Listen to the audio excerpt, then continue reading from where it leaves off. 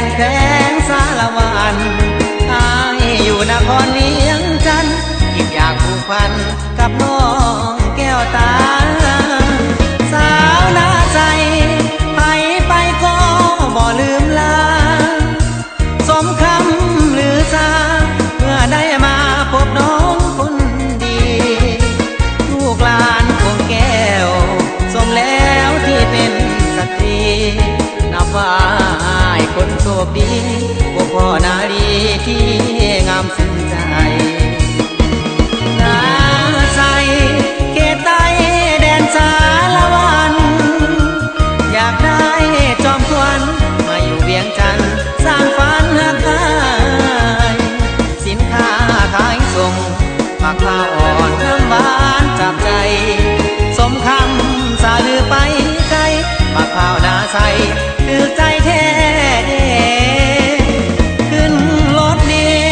จากลาน้องสาวนาใสขอห้ามเพียงกายแต่หัวใจฝากไว้กับนาผลบุญอยู่ส่ง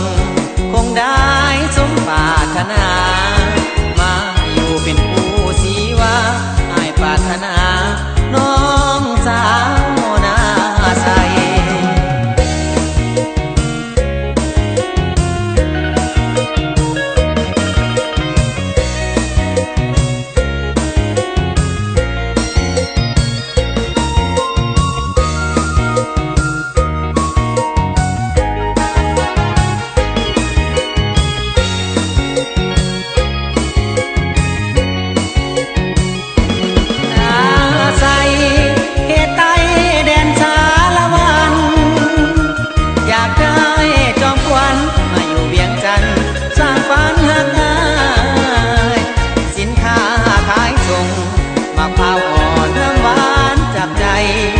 สมคำสาลือไป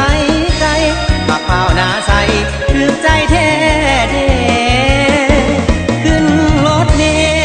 จากลาน้องสาวนาใสขอ